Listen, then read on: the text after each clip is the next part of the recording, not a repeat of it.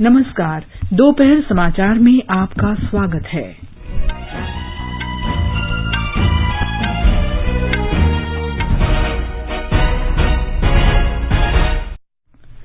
प्रधानमंत्री नरेंद्र मोदी ने कहा, कोरोना कर्फ्यू में ढील से लोगों को ये नहीं सोचना चाहिए कि कोविड महामारी समाप्त हो गई है और सबको कोविड नियमों का पालन करते रहना चाहिए। श्री मोदी ने टीके के बारे में भ्रम फैलाने वालों की निंदा की, कहा ये लोगों की जिंदगी के साथ खिलवाड़ है। प्रधानमंत्री ने कहा, बच्चों के लिए टीका और नेजल वैक्सीन का ट्रायल जारी है।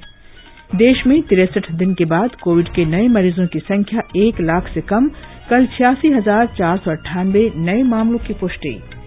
कोविड से स्वस्थ होने वालों की दर बढ़कर 94.29% हुई। कल 1,82,000 से अधिक लोग संक्रमण मुक्त हुए। राष्ट्रीय टीकाकरण अभियान के तहत अब तक 23 करोड़ 61 लाख से अधिक कोविड टीके लगाए गए। उत्तर प्रदेश और बिहार में कल से सभी जिलों में कोविड कर्फ्यू हटा लिया जाएगा। केवल रात्रि और सप्ताह अंत का कर्फ्यू जारी रहेगा। भारत ने दोहा में AFC एशियाई कप 2023 क्वालिफायर्स में बांग्लादेश को 2-0 से हराया। फ्रेंच ओपन टेनिस में 4 बार के चैंपियन राफेल नडाल ने जैनिक सिनर और महिला सिंगल्स में पूर्व विजेता इगा स्वियातेक ने मार्टा कोस्त्युक को हराकर क्वार्टर फाइनल में जगह बनाई। दोपहर समाचार में रवि कपूर के साथ मैं कनकलता। कोरोना संक्रमण को देखते हुए श्रोताओं से अपील है कि लापरवाही न बरतें और इन आसान उपायों का पालन कर सुरक्षित रहें। मास्क लगाएं, 2 गज की सुरक्षित दूरी बनाए रखें, बार-बार हाथ धोएं, चेहरा साफ रखें और टीका जरूर लगवाएं। लोगों को कोविड से संबंधित जानकारी देने और उनके मार्गदर्शन के लिए राष्ट्रीय हेल्पलाइन कार्यरत है। इसका नंबर है 011-2397-8046 और 1075। और अब समाचार विस्तार से। प्रधानमंत्री नरेंद्र मोदी ने घोषणा की है कि सरकार 18 वर्ष से अधिक आयु के लोगों को 21 जून से मुफ्त कोविड टीका उपलब्ध कराएगी। कल राष्ट्र के नाम अपने संबोधन में श्री मोदी ने कहा कि किसी भी राज्य सरकार को कोविड टीके के लिए कुछ खर्च नहीं करना होगा और केंद्र सभी देशवासियों को मुफ्त टीका उपलब्ध कराएगा। सभी देशवासियों के लिए भारत सरकार ही मुफ्त वैक्सीन उपलब्ध करवाएगी। गरीब हो, निम्न मध्यम वर्ग हो या फिर उच्च वर्ग, भारत सरकार के अभियान में मुफ्त वैक्सीन ही लगाई जाएगी। प्रधानमंत्री ने कहा कि काफी विचार विमर्श के बाद सरकार ने यह निर्णय लिया है कि राज्यों द्वारा उठाई जा रही टीकाकरण कार्य की 25% जिम्मेदारी भी अब केंद्र वहन करेगा।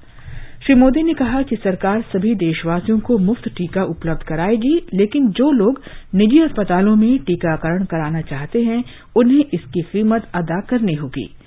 उन्होंने कहा कि 25% टीकों की खरीद निजी अस्पतालों द्वारा की जा सकती है। देश में बन रही वैक्सीन में से 25% प्राइवेट सेक्टर के अस्पताल सीधे ले पाएं, ये व्यवस्था जारी रहेगी। प्राइवेट अस्पताल वैक्सीन की निर्धारित कीमत के उपरांत एक डोज पर अधिकतम 150 रुपये ही सर्विस चार्ज ले सकेंगे। प्रधानमंत्री ने कहा कि कोरोना कर्फ्यू में ढील से लोगों को ये नहीं समझना चाहिए कि कोविड संक्रमण समाप्त हो गया है और इस लड़ाई को जीतने के लिए सबको कोविड दिशा निर्देशों का पालन करना होगा। श्री मोदी ने कोविड टीके के बारे में किए जा रहे दुष्प्रचार से लोगों को सावधान रहने को कहा।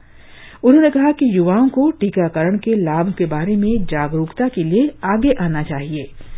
प्रधानमंत्री ने कहा कि जो लोग टीके के बारे में भ्रम पैदा कर रहे हैं, वे लोगों के जीवन के साथ खिलवाड़ कर रहे हैं। जो लोग वैक्सीन को लेकर आशंका पैदा कर रहे हैं, अफवाहें फैला रहे हैं, वो भोले भाले भाई बहनों के जीवन के साथ बहुत बड़ा खिलवाड़ कर रहे हैं। ऐसी अफवाहों से सतर्क रहने की जरूरत है। मैं भी आप सबसे, समाज के प्रबुद्ध लोगों से, युवाओं से अनुरोध करता हूं कि आप भी वैक्सीन को लेकर जागरूकता बढ़ाने में सहयोग करें। प्रधानमंत्री ने कहा कि 7 कंपनियां टीकों के विकास पर काम कर रही हैं और 3 परीक्षण चल रहे हैं। उन्होंने कहा कि नेजल टीके पर भी शोध कार्य हो रहा है। श्री मोदी ने कहा कि बच्चों के लिए टीके की सुरक्षा पर भी परीक्षण शुरू हो गया है। इधर हाल के दिनों में कुछ एक्सपर्ट्स द्वारा हमारे बच्चों को लेकर भी चिंता जताई गई है। इस दिशा में भी 2 वैक्सीन का ट्रायल तेजी से चल रहा है। इसके अलावा अभी देश में एक नेजल वैक्सीन पर भी रिसर्च जारी है। इसे सिरिंज से न देकर नाक में स्प्रे किया जाएगा। श्री मोदी ने कहा कि मिशन भावना से काम करते हुए सरकार ने विभिन्न रोगों के लिए टीकाकरण कार्यक्रम के तहत 5-6 वर्ष के भीतर इस काम को 60 से 90% तक पूरा कर लिया है। उन्होंने कहा कि सरकार ने न केवल टीकाकरण की गति बढ़ाई है बल्कि इसका विस्तार भी किया है। श्री मोदी ने कहा कि कोविड के लिए देश में निर्मित 2 टीके विकसित किए जा चुके हैं। भारत ने 1 साल के भीतर ही एक नहीं बल्कि 2 made in India vaccine launch कर दी। हमारे देश के वैज्ञानिकों ने ये दिखा दिया कि भारत बड़े बड़े देशों से पीछे नहीं है। जब मैं आपसे बात कर रहा हूं तो देश में 23 करोड़ से ज्यादा वैक्सीन की डोज दी जा चुकी है। प्रधानमंत्री ने कहा कि प्रधानमंत्री गरीब कल्याण अन्न योजना को दीपावली तक बढ़ा दिया गया है। उन्होंने कहा कि महामारी के इस समय में सरकार गरीबों के साथ खड़ी है।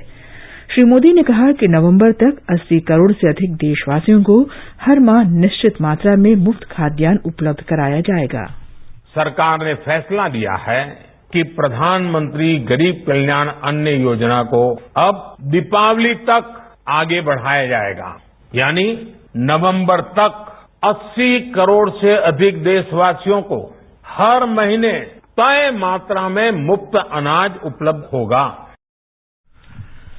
भारतीय जनता पार्टी अध्यक्ष जेपी नड्डा ने 18 वर्ष से अधिक आयु के लोगों को निःशुल्क कोरोना टीका उपलब्ध कराने की प्रधानमंत्री नरेंद्र मोदी की घोषणा का स्वागत किया है। उत्तर प्रदेश के मुख्यमंत्री योगी आदित्यनाथ और हिमाचल प्रदेश के मुख्यमंत्री जयराम ठाकुर ने सभी राज्यों को निःशुल्क कोविड टीका उपलब्ध कराने की घोषणा का स्वागत किया है। नागालैंड के मुख्यमंत्री नेफ्यू रियो ने भी इसकी सराहना करते हुए कहा कि इससे न केवल राष्ट्रव्यापी टीकाकरण की गति बढ़ेगी बल्कि राज्य सरकार का भार भी कम होगा। तमिलनाडु के मुख्यमंत्री एमके स्टालिन और कर्नाटक के मुख्यमंत्री बीएस येदियुरप्पा ने एक ट्वीट में केंद्र द्वारा देश में निर्मित 75% टीकों की खरीद और इन्हें सभी राज्यों को निःशुल्क उपलब्ध कराने के फैसले की सराहना की। ये समाचार हमारी वेबसाइट newsonair.com/hindi और हमारे mobile app news on AIR पर भी उपलब्ध हैं।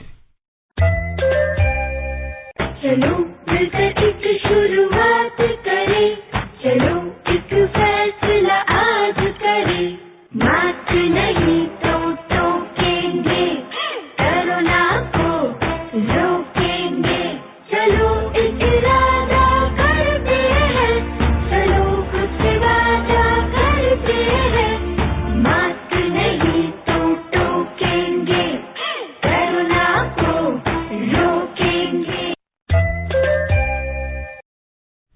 दोपहर समाचार में आपका फिर स्वागत है। केंद्रीय स्वास्थ्य मंत्रालय ने कहा है कि 63 दिन बाद कोविड संक्रमण के नए मामलों की संख्या 1 लाख से कम हो गई है। कल 86,498 लोगों में संक्रमण की पुष्टि हुई, जो 66 दिन में सबसे कम है। लगातार 26वें दिन नए संक्रमित लोगों की तुलना में ठीक होने वालों की संख्या अधिक रही। संक्रमण से ठीक होने की राष्ट्रीय दर बढ़कर 94.29% हो गई। कल 1,82,000 से अधिक मरीज ठीक हुए। देश में कोविड संक्रमण से पीड़ित लोगों की संख्या घटकर 13,03,702 रह गई है। पॉजिटिव होने की दैनिक दर 4.62% और साप्ताहिक दर 5.94% है। कल 2,123 लोगों की जान गई।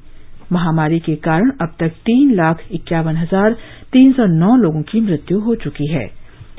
विश्व के सबसे बड़े टीकाकरण अभियान के तहत अब तक 23 करोड़ 61 लाख से ज्यादा कोविड टीके लगाए जा चुके हैं। कल 33,64,000 से अधिक टीके लगाए गए। कोविड संक्रमण जांच का काम जोर शोर से चल रहा है। अब तक 36 करोड़ 82 लाख नमूनों की जांच की जा चुकी है। कल 18,73,000 नमूनों की जांच की गई। गुजरात में कल कोविड के 778 नए मामलों की पुष्टि हुई। राज्य के स्वास्थ्य विभाग के अनुसार इस दौरान 2613 मरीज संक्रमण से ठीक हुए और उन्हें अस्पतालों से छुट्टी दी गई। ब्यौरा हमारे संवाददाता से। गुजरात में अब तक 7,90,906 मरीज कोविड-19 से ठीक हो चुके हैं। इसके साथ ही राज्य में मरीजों के ठीक होने की दर बढ़कर 96.80% हो चुकी है। राज्य में इस वक्त 16,162 सक्रिय मामले हैं, जिसमें से 363 मरीज वेंटिलेटर पर है। गुजरात में कल 2,51,192 लोगों को कोविड-19 के खिलाफ टीके लगाए गए। इस बीच गुजरात सरकार ने राज्य में होटल, रिसोर्ट, रेस्टोरेंट और वाटर पार्क को 1 साल के लिए संपत्ति कर और तय बिजली शुल्क भरने से मुक्ति दी है। 1 अप्रैल 2020 से 31 मार्च 2021 के लिए लागू यह रियायत कोविड महामारी के चलते दी गई है। योगेश पंड्या, आकाशवाणी समाचार, अहमदाबाद। मध्य प्रदेश में कल कोविड संक्रमण के 571 नए मामले मिले और 32 लोगों की मौत हो गई। कल संक्रमण से 1,782 मरीज स्वस्थ हुए हैं। राज्य में इस समय कोविड के 8,860 सक्रिय मामले हैं। एक रिपोर्ट। राज्य के 52 में से 8 जिलों में कोई नया मामला दर्ज नहीं किया गया है। प्रदेश का एक भी जिला अब रेड जोन में नहीं है। सभी जिलों की पॉजिटिविटी दर 5% से कम है। भोपाल, इंदौर, रतलाम, बैतूल, जबलपुर और अनूपपुर जिलों की पॉजिटिविटी दर 1 से 5% के बीच है, जबकि बाकी 46 जिलों की पॉजिटिविटी दर 1% से भी कम है। वहीं चिकित्सा शिक्षा मंत्री विश्वास सारंग ने बताया कि भोपाल में टीकाकरण को बढ़ावा देने के लिए ट्रेड यूनियन के सहयोग से टीका लगवाओ, मार्केट खुलवाओ अभियान चलाया जा रहा है। इसके तहत दुकानों में काम करने वाले व्यापारियों और कर्मचारियों के टीकाकरण को बढ़ावा दिया जाएगा। पूजा पीवर्धन, आकाशवाणी समाचार, भोपाल। ओडिशा में कोरोना संक्रमण के 5,896 नए मामले दर्ज किए गए। कल 8,429 मरीज स्वस्थ भी हुए हैं। राज्य में इस समय 74,172 सक्रिय मामले हैं। ओडिशा में दैनिक कोविड मामलों की संख्या में निरंतर कमी दिखी जा रही है। पिछले 24 घंटे में 5,896 नए मामले दर्ज किए गए, जो 21 अप्रैल के बाद से सबसे कम है। राज्य में इस समय कोविड के कुल 8 लाख के आसपास मामले हैं, जो चिंता का कारण भी है। राज्य में पिछले 24 घंटों के दौरान कुल 45 लोगों की मौत की खबर है, जो पिछले साल मार्च के आसपास राज्य में महामारी के बाद से अब तक का सबसे अधिक है। गिरीश चंद्र दास, आकाशवाणी समाचार, भुवनेश्वर। उत्तर प्रदेश के सभी जिलों में कल से कोविड कर्फ्यू पूरी तरह से उठा लिया जाएगा। केवल रात्रिकालीन और सप्ताहांत कर्फ्यू ही जारी रहेगा। हमारे संवाददाता ने बताया है कि राज्य में कोविड के नए मामले लगातार घट रहे हैं। आज प्रदेश में सिर्फ 3 जिलों में कोरोना कर्फ्यू लागू है, जिनमें राजधानी लखनऊ, मेरठ और गोरखपुर शामिल हैं। और सरकार द्वारा जारी आंकड़ों के मुताबिक आज इन जिलों में कुल कोविड मामलों की संख्या 600 से भी कम हो गई है।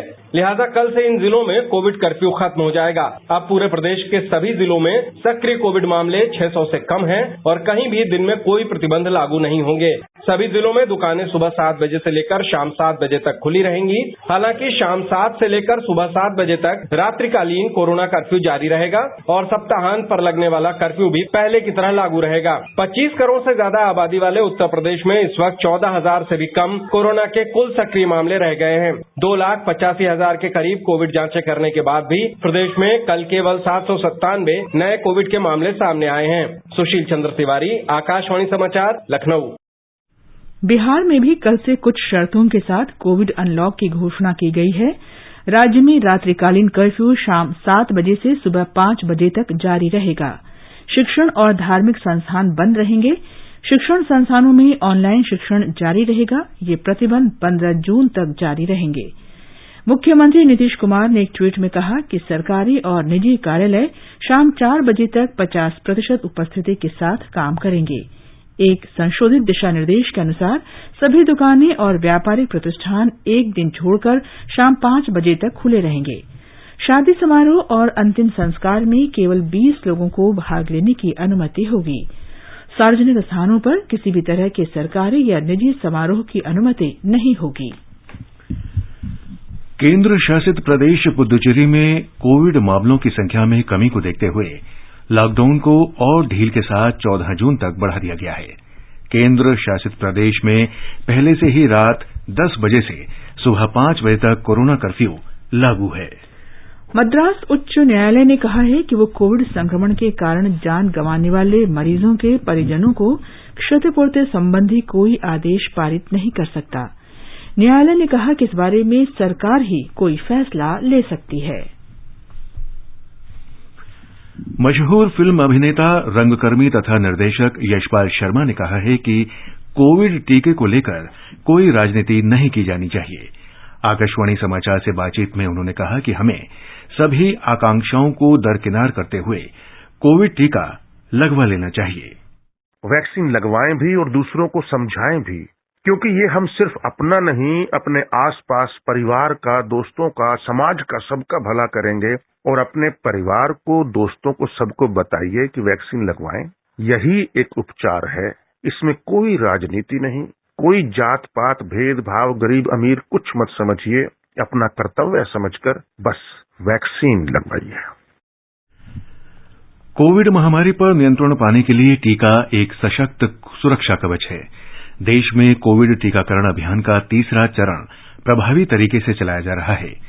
हमारे संवाददाता ने बताया है कि केंद्र सरकार राज्यों और केंद्र शासित प्रदेशों को लगातार टीके उपलब्ध करा रही है ताकि कम समय में अधिक से अधिक लोगों को टीके लगाए जा सकें।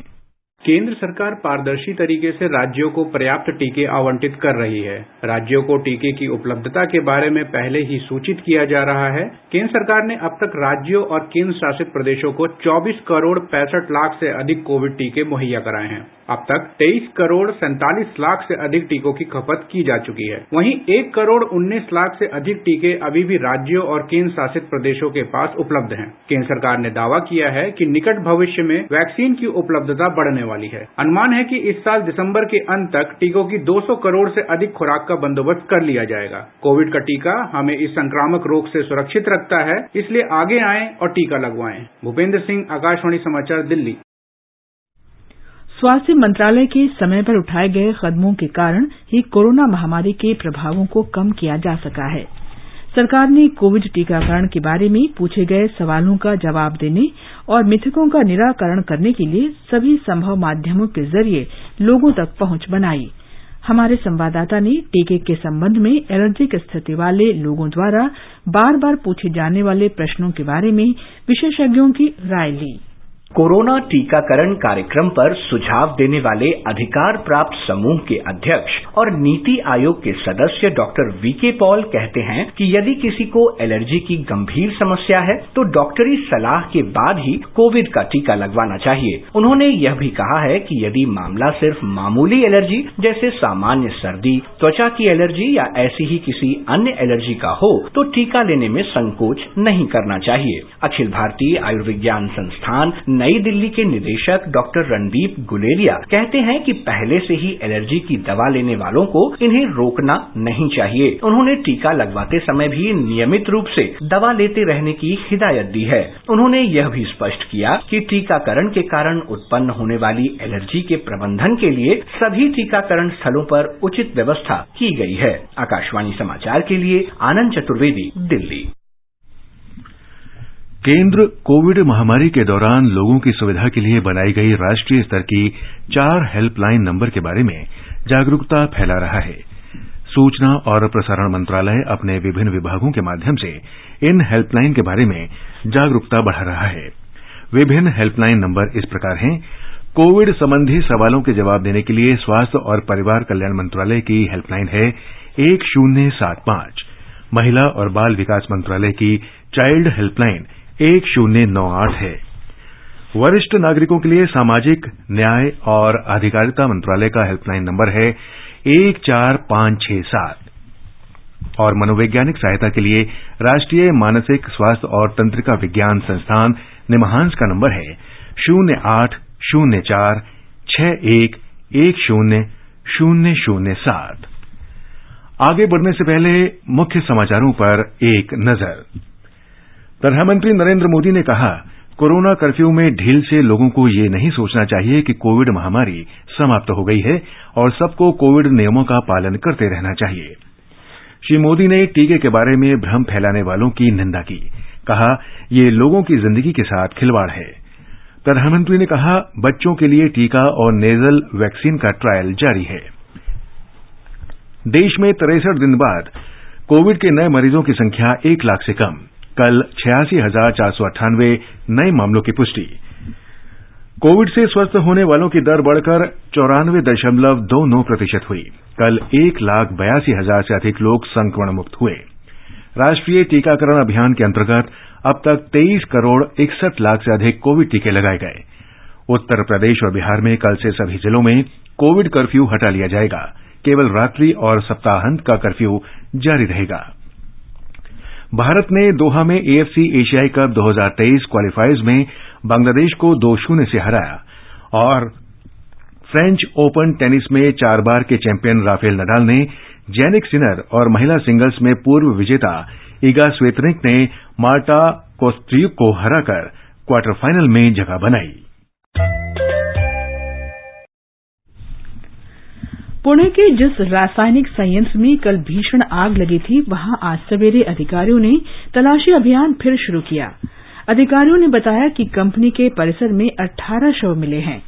SUS एक्वा टेक्नोलॉजीज में कल दोपहर आग लग गई थी। इस बीच घटना की जांच के लिए सब डिविजनल मजिस्ट्रेट के नेतृत्व में एक समिति का गठन किया गया है। उप मुख्यमंत्री अजित पवार ने मृतकों के परिजनों को 5-5 लाख रुपए की अनुग्रह राशि देने की घोषणा की है। राष्ट्रपति रामनाथ कोविंद, प्रधानमंत्री नरेंद्र मोदी और उपराष्ट्रपति एम वेंकैया नायडू ने पुणे की फैक्ट्री में अग्निकांड में जान गंवाने वालों के प्रति दुख प्रकट किया है। उन्होंने शोक संतप्त परिवारों के प्रति संवेदना व्यक्त की है और घायलों के शीघ्र स्वस्थ होने की कामना की है। चक्रवात यास के प्रभाव के आकलन के लिए पश्चिम बंगाल में 3 दिन के दौरे के दूसरे दिन 7 सदस्यीय केंद्रीय दल आज पूर्वी मेदिनीपुर के तटीय क्षेत्रों का दौरा कर रहा है। ये दल आज सुबह दीघा पहुंचा और जिला प्रशासन के साथ बैठक की। उसके बाद दल दीघा, शंकरपुर, मंदारमोनी और ताजपुर जैसे उन प्रसिद्ध पर्यटन स्थलों पर गया जिन्हें चक्रवात यास ने तबाह कर दिया था। पश्चिम बंगाल विधानसभा में विपक्ष के नेता और भारतीय जनता पार्टी विधायक शुवेंदु अधिकारी ने आज नई दिल्ली में गृहमंत्री अमित शाह से मुलाकात कर विधानसभा चुनाव के बाद भाजपा नेताओं और पार्टी कार्यकर्ताओं पर हुई हिंसा के मुद्दे पर विचार विमर्श किया। महाराष्ट्र के मुख्यमंत्री उद्धव ठाकरे ने आज नई दिल्ली में प्रधानमंत्री नरेंद्र मोदी से भेंट की। श्री ठाकरे के साथ उप मुख्यमंत्री अजित पवार, अशोक चौहान और मिलिंद नार्वेकर भी थे। महाराष्ट्र के मुख्यमंत्री के नेतृत्व में प्रतिनिधिमंडल ने प्रधानमंत्री के साथ कई मुद्दों पर चर्चा की। भारत ने कल दोहा में AFC एशिया कप क्वालिफायर के ग्रुप E के मुकाबले में बांग्लादेश को 2-0 से हराया। भारतीय कप्तान सुनील छेत्री ने मैच समाप्त होने से ठीक पहले 79वें और 92वें मिनट में गोल दागे। ग्रुप E में भारत की ये पहली जीत है। वो 7 मैचों में 6 अंकों के साथ तीसरे स्थान पर पहुंच गया है। भारत को 3 मैचों में हार का सामना करना पड़ा, जबकि 3 मैच उसने ड्रॉ खेले। भारतीय टीम फीफा विश्व कप 2022 में जगह बनाने की दौड़ से पहले ही बाहर हो चुकी है, लेकिन वो AFC एशिया कप के लिए क्वालिफाई कर सकती है। स्पेन के Rafael Nadal French open tennis tournament के पुरुष सिंगल्स क्वार्टर फाइनल में पहुंच गए हैं। नडाल ने इटली के यानिक सिनर को 7-5, 6-3, 6-0 से हराकर अंतिम 8 में जगह बनाई। क्वार्टर फाइनल में नडाल का सामना 10वीं वरीयता प्राप्त अर्जेंटीना के डिएगो श्वार्ज़मैन से होगा। श्वार्ज़मैन ने जर्मनी के लेनार्ड स्टर्फ को पराजित किया। सर्बिया के नोवाक जोकोविच भी क्वार्टर फाइनल में पहुंच गए हैं। उन्होंने संघर्षपूर्ण मुकाबले में इटली के लोरेंजो मुसेटी को पराजित किया। क्वार्टर फाइनल में जोकोविच का मुकाबला इटली के मेटियो बेरेटिनी से होगा। 6वीं वरीयता प्राप्त अलेक्जेंडर ज़्वेरेव भी क्वार्टर फाइनल में पहुंच गए हैं। उन्होंने प्री क्वार्टर फाइनल में केई निशिकोरी को लगातार सेट में हराया। महिला वर्ग में यूनान की मारिया सक्कारी सिंगल्स क्वार्टर फाइनल में पहुंच गई हैं। सक्कारी किसी ग्रैंड स्लैम के क्वार्टर फाइनल में पहुंचने वाली यूनान की पहली खिलाड़ी बन गई हैं। अमेरिका की कोको गॉफ भी क्वार्टर फाइनल में पहुंच गई हैं। Coco grand slam quarter final में पहुंचने वाली दुनिया की सबसे युवा खिलाड़ी बन गई हैं।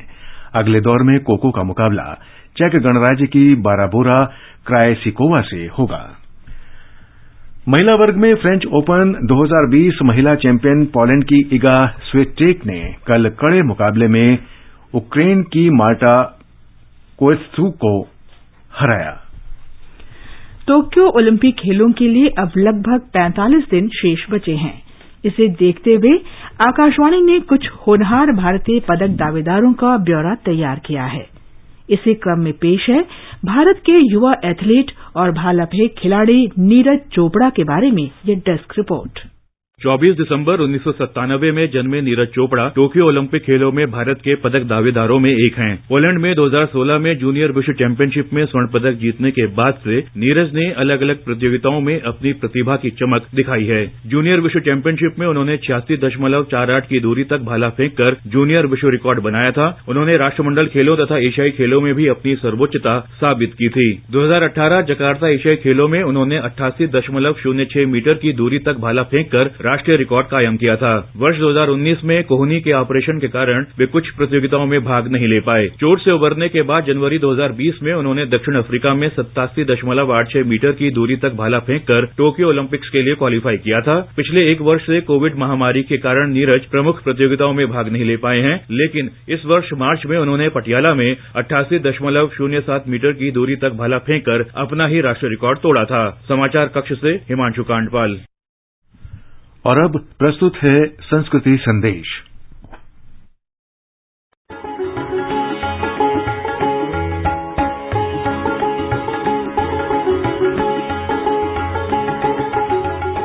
महासागर हमारी पृथ्वी पर जीवन के प्रतीक हैं।